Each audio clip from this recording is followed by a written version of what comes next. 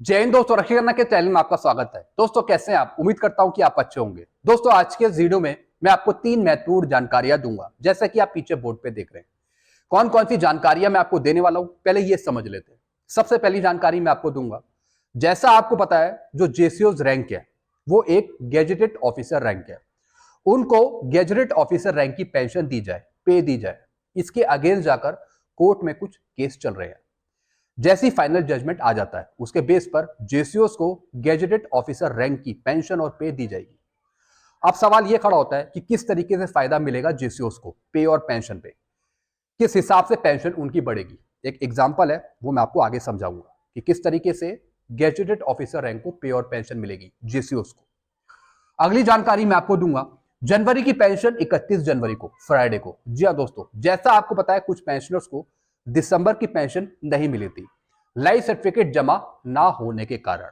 तो दोस्तों क्या जनवरी की पेंशन पर भी उसका असर पड़ेगा? क्या आपकी जनवरी की पेंशन भी रुकेगी?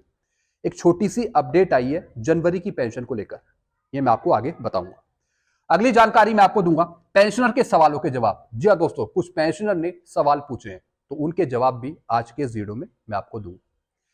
तो दोस्तों बस यही जानकारी है जो मैं आपको देने वाला हूं, इसलिए इस वीडियो को आप शुरू से लेकर आखिर तक देखेगा। वीडियो में आगे बढ़ने से पहले एक छोटी सी अपील कर रहा हूं, अगर आप पहली बार मेरा चैनल देख रहे हैं या फिर ये वीडियो देख रहे हैं तो आप मेरा चैनल सब्सक्राइब भी कर सकते हैं, जिसका नाम है रक्षित खन्ना, क्योंकि ऐसी जानकारियां, सही जानकारियां आपको मिलती रहती है इस चैनल के माध्यम से। चलते हैं दोस्तों, आगे बढ़ते हैं। सबसे पहली जानकारी है जेसीओस गैजेटेड ऑफिसर रैंक है। अगर कोर्ट के द्वारा फाइनल आदेश आता है तो पेंशन पे कैसे बेनिफिट मिलेगा, आइए एग्जांपल से समझते हैं। जी हाँ दोस्तों जेसीओस रैंक कौन कौन सी है? अब आप बोलेंगे नायब सूबेदार, सूबेदार, सूबेदार मेजर। अगर इनको गैजेटेड ऑफिसर रैंक की पेंशन दी जाती है तो किस लेवल के हिसाब से, किस ग्रेड पे के हिसाब से इनकी पेंशन में बढ़ोतरी होगी, यह जानना बहुत जरूरी है। सबसे पहला रैंक है दोस्तों यहाँ पे नायब सूबेदार, जो कि एक जेसीओज रैंक है, गैजेटेड ऑफिसर रैंक है। अभी ये पेंशन ले रहे हैं सिर्फ 4200 ग्रेड पे की, लेवल 6 की। अगर फाइनल जजमेंट आ जाता है तो उसके बेस पर गैजेटेड ऑफिसर रैंक की किस तरीके से पेंशन दी जाएगी एक नायब सूबेदार को, तब दोस्तों पेंशन मिलेगी ग्रेड पे 4600 की, यानी लेवल 7 की। फिर मैं बात कर रहा हूं सूबेदार रैंक की, यह भी एक गैजेटेड ऑफिसर रैंक है। अभी पेंशन मिल रही है इनको लेवल 7 की, यानी 4600 ग्रेड पे की। अगर जजमेंट आ जाता है तो उसके बेस पर इनको अगले ग्रेड पे की पेंशन मिलेगी, यानी 4800 ग्रेड पे की, यानी पे लेवल 8 की, 8 की। अब दोस्तों मैं बात करूंगा सूबेदार मेजर की। अभी ये पेंशन ले रहे हैं 4800 ग्रेड पे की, यानी लेवल 8 की। अगर जजमेंट आ जाता है, अगर जजमेंट में कह दिया जाता है कि गैजेटेड ऑफिसर रैंक को, जेसीओस को फायदा दिया जाए, गैजेटेड ऑफिसर रैंक की पे और पेंशन दी जाए, तब दोस्तों सूबेदार मेजर को फायदा मिलेगा पेंशन पे ग्रेड पे 5400 का, यानी लेवल 9 का। जी हाँ दोस्तों, अब पे और पेंशन, पेंशन में कितनी बढ़ोतरी होगी, यानी अगर अगले लेवल की पेंशन दी जाती है, दोस्तों फायदा मिलेगा यहां पे नायब सूबेदार को, सूबेदार को और सूबेदार मेजर को 750 रुपए से लेके 2500 रुपए तक। जी हाँ दोस्तों, इतना पेंशन पे फायदा होगा। जी हाँ दोस्तों, तो ये मैंने आपको बता दिया कि किस तरीके से गैजेटेड ऑफिसर रैंक को फायदा मिलेगा, जेसीओस को फायदा मिलेगा अगर गैजेटेड ऑफिसर रैंक की पे और पेंशन दी जाती है। 750 रुपए से लेकर 2500 रुपए तक फायदा, इतनी पेंशन बढ़ जाएगी। चलते हैं अगली जानकारी की तरफ। जनवरी की पेंशन 31 जनवरी को, फ्राइडे को। जी हाँ दोस्तों, आपको जनवरी की पेंशन मिलेगी 31 जनवरी को, फ्राइडे वाले दिन। जिन पेंशनर की ड्यू डेट 31 दिसंबर थी, जिन्होंने लाइफ सर्टिफिकेट जमा नहीं किया होगा, उनकी जनवरी की पेंशन रुक जाएगी। जी हाँ दोस्तों, जिन पेंशनर्स की ड्यू डेट लाइफ सर्टिफिकेट भरने की 31 दिसंबर थी, अगर उन पेंशनर ने अभी तक या फिर जनवरी में अपना लाइफ सर्टिफिकेट सबमिट नहीं किया या फिर नहीं करते, तो उनकी जनवरी की पेंशन रुक जाएगी, जनवरी की पेंशन नहीं मिलेगी 31 जनवरी को। जिन पेंशनर्स का लाइफ सर्टिफिकेट ड्यू था 30 नवंबर को और जिनकी पेंशन दिसंबर की नहीं आई थी, उनको जनवरी में पेंशन मिल रही है, दिसंबर की पेंशन। जी हाँ दोस्तों, क्योंकि वो पेंशनर्स अपना लाइफ सर्टिफिकेट अब जमा कर रहे हैं। एक बार फिर मैं आपको समझा रहा हूं, जिन पेंशनर्स की ड्यू डेट 31 दिसंबर थी और जिन पेंशनर ने अपना लाइफ सर्टिफिकेट अभी तक जमा नहीं किया, तो उनकी जनवरी की पेंशन रोक दी जाएगी, क्योंकि उन पेंशनर्स को दिसंबर की पेंशन मिली थी। मैं उन पेंशनर्स की बात कर रहा हूं जिनकी ड्यू डेट 31 दिसंबर थी। 31 दिसंबर। अगर पेंशनर जनवरी में अपना लाइफ सर्टिफिकेट जमा नहीं करते तो उनकी जनवरी की पेंशन रोक दी जाएगी। ये एक स्पर्श की भी अपडेट है। जी हाँ दोस्तों, लेटेस्ट इंफॉर्मेशन है जो मैं आपको समझा रहा हूं। तो दोस्तों ये तो दो जानकारियां थी। अब अगली जानकारी है कुछ पेंशनर के सवाल। जी हाँ दोस्तों, कुछ पेंशनर ने क्वेश्चन पूछे हैं। अब मैं आपको उनके सवालों के जवाब देता हूं। सबसे पहले दोस्तों यहाँ पे मनोज कुमार जी लिखते हैं, इनका क्वेश्चन है, सीपी ग्राम व स्पर्श में कंप्लेंट डाल चुके 3 माह हो गए हैं, कोई जवाब नहीं आया, ओआरओपी 3 का भी लाभ नहीं मिला। कस्टमर केयर कहते हैं कि वेट करो। पहले 11 माह का वेट करने के लिए बोलता था और अब 25 मार्च तक इंतजार करने के लिए बोल रहे हैं। जी हाँ दोस्तों अगर सीपी ग्राम में आप शिकायत डालते हैं, अगर आपकी प्रॉब्लम सॉल्व नहीं होती, या फिर आप स्पर्श में शिकायत डालते हैं, अगर आपकी प्रॉब्लम सॉल्व नहीं होती, तो आपको कंटिन्यू रिमाइंडर देने हैं। जी हाँ दोस्तों, जैसे अभी तक कई पेंशनर्स को ओआरओपी 3 का एरियर नहीं मिला, बढ़ी हुई पेंशन नहीं मिली ओआरओपी 3 की। अब ऐसे पेंशनर्स परेशान हो रहे हैं, वो बार बार सीपी ग्राम में शिकायत डालते हैं, स्पर्श के कस्टमर केयर को फोन करते हैं, पीसीडीए के कस्टमर केयर को फोन करते हैं, लेकिन सिर्फ इंतजार उन्हें करना पड़ता है, उनकी प्रॉब्लम सॉल्व नहीं होती। अब इसके लिए क्या किया जाए, पेंशनर का यह सवाल है। दोस्तों आपको लगातार शिकायत डालनी है, एक ही तरीका है बस, और कोई दूसरा तरीका नहीं है। लगातार रिमाइंडर डालता रहना है, स्पर्श में भी और सीपी ग्राम में भी। एक ना एक दिन आपको बढ़ी हुई पेंशन भी मिल जाएगी और एरियर भी मिल जाएगा। यानी अगर आपकी कोई भी शिकायत है पेंशन से जुड़ी, अगर सीपी ग्राम में शिकायत डालने के बाद आपकी प्रॉब्लम सॉल्व नहीं होती, या स्पर्श पे शिकायत डालने के बाद आपकी कंप्लेंट क्लोज कर दी जाती है, आपकी प्रॉब्लम सॉल्व नहीं होती, तो लगातार आपको रिमाइंडर देना है। लगातार आप रिमाइंडर डालिए। हो सके तो एक रिकॉर्ड को भी लेटर लिख सकते हैं और कॉपी 2 आप कर देंगे पीसीडीए स्पर्श को। जी हाँ दोस्तों, चलते हैं दोस्तों अगले क्वेश्चन की तरफ, जो लिखते हैं, sir is the family pension enhance rate पे अप टू 67 ईयर्स और 60 ईयर्स। इनका नाम है सनी शर्मा जी।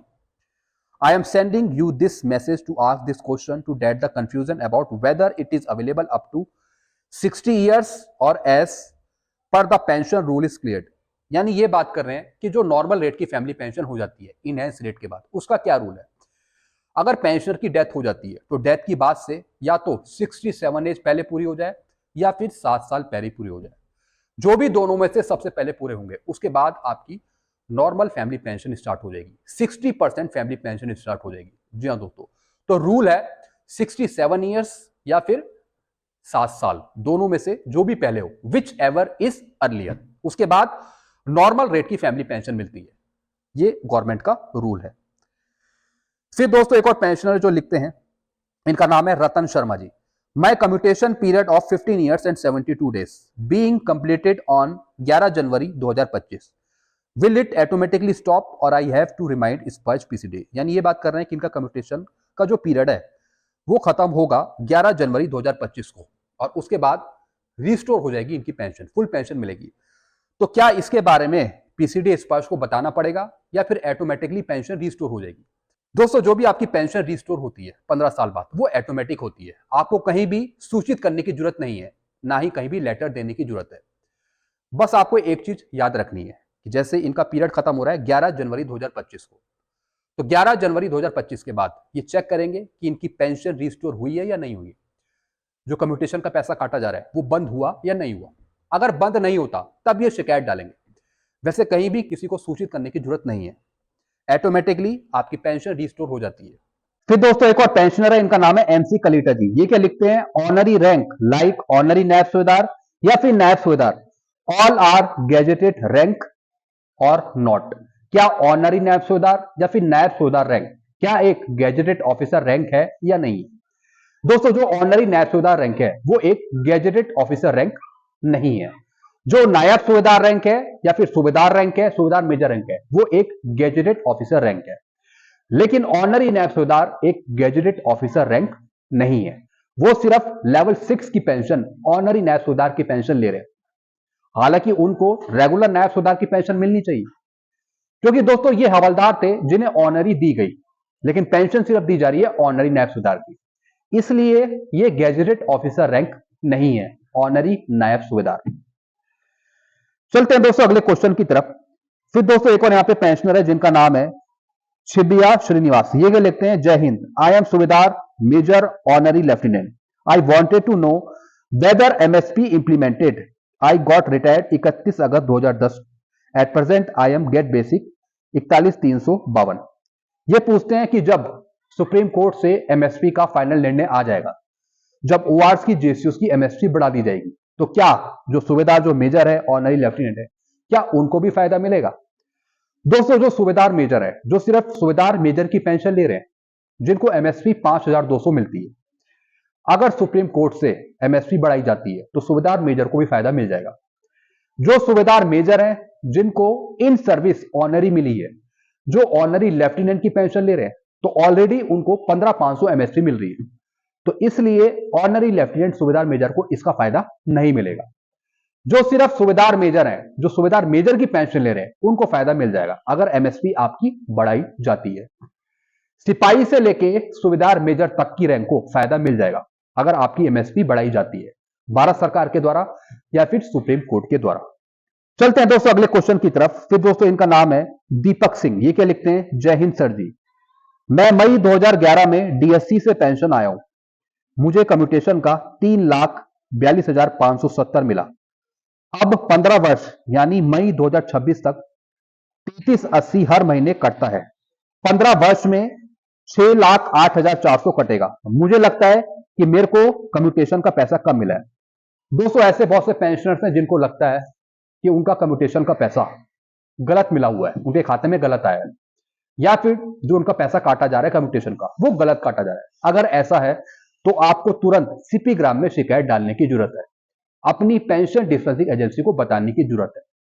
वो आपको पूरा ब्यौरा देंगे, आपको बताएंगे कि आपको जो पैसा मिला कम्यूटेशन का वो आपको गलत मिला या सही मिला।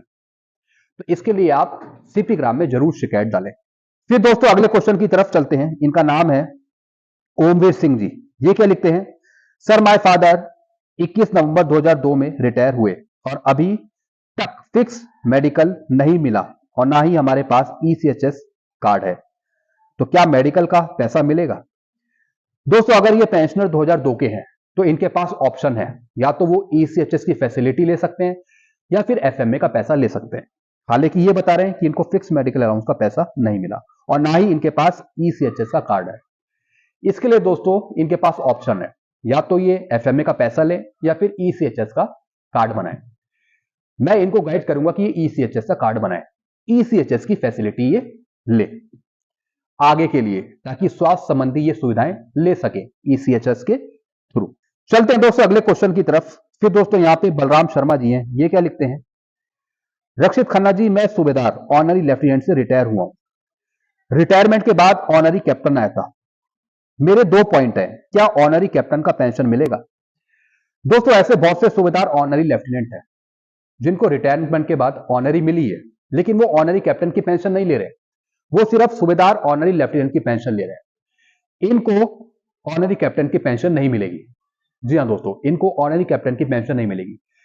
रिटायरमेंट के बाद अगर आपको ऑनरी मिली है, जैसे कि नायब सूबेदार, सूबेदार, सूबेदार मेजर, तो उनको एक नेक्स्ट रैंक का बेनिफिट नहीं मिलेगा पेंशन पे, एज पर गवर्नमेंट रूल। हालांकि इसके अगेंस्ट कोर्ट में केस चल रहे हैं कि जिनको ऑनरी मिली है आफ्टर रिटायरमेंट, उनको एक अगले रैंक की पेंशन दी जाए।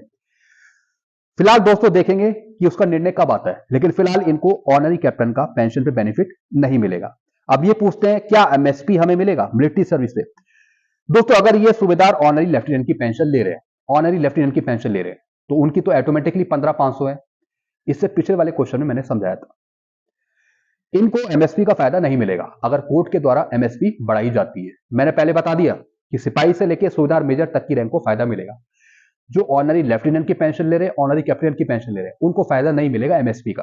फिर दोस्तों एक और पेंशनर है, इनका नाम है ईश्वर सिंह, ये लिखते हैं मिलिट्री सर्विस में बीएसएफ, सीआरपीएफ, सीआईएसएफ, आईटीबीपी को भी मिलनी चाहिए, केवल आर्मी को ही क्यों? इनका कहना है कि मिलिट्री सर्विस पे आर्मी के पेंशनर्स को ही दी जाती है, एयरफोर्स के पेंशनर्स को दी जाती है, नेवी के पेंशनर्स को ही दी जाती है, लेकिन जो बीएसएफ के जवान है, सीआरपीएफ के जवान है, आईटीबीपी के जवान है, उनको एमएसपी क्यों नहीं मिलती? दोस्तों ये मुद्दा पहले भी उठा था कि जो आईटीबीपी के जवान है या फिर जो सीआरपीएफ के जवान है, बीएसएफ के जवान है, उनको मिलिट्री सर्विस पे दी जाए। लेकिन दोस्तों इनकी कुछ अलग कंडीशन है तो ये भी जवान लेकिन इनको मिलिट्री सर्विस पे नहीं दी जा रही भारत सरकार के द्वारा। ये उस रूल के अंतर्गत नहीं आते हैं। मिलिट्री सर्विस पे का जो फायदा है वो डिफेंस फोर्स के जो पेंशनर्स हैं या जो सर्विंग जवान है उनको ही मिलिट्री सर्विस पे का फायदा दिया जाता है। हालांकि जो आईटीबीपी के पेंशनर्स हैं, सीआरपीएफ के पेंशनर्स हैं, जो बीएसएफ के पेंशनर्स हैं, इनको एनपीएस के दायरे में डाला हुआ है। जी हाँ दोस्तों, जो एनपीएस की स्कीम है भारत सरकार की, उसके दायरे में डाला हुआ है। इनका भी कहना था कि इनको भी लास्ट पे डॉन का 50% पेंशन दी जाए, जिस तरीके से आर्मी के पेंशनर्स को दी जाती है, नेवी के पेंशनर्स को दी जाती है, एयरफोर्स के पेंशनर्स को दी जाती है। अब इनका कहना है कि मिलिट्री सर्विस पे भी हमको दी जाए। दोस्तों, ऐसा किसी लिखित रूप में नहीं कहा गया है कि किसी आईटीबीपी के जवान को, सीआरपीएफ के जवान को मिलिट्री सर्विस में दी जाए। जिनके लिए मिलिट्री सर्विस में बनी है उनको ही ऑथराइज करी जाती है भारत सरकार के द्वारा।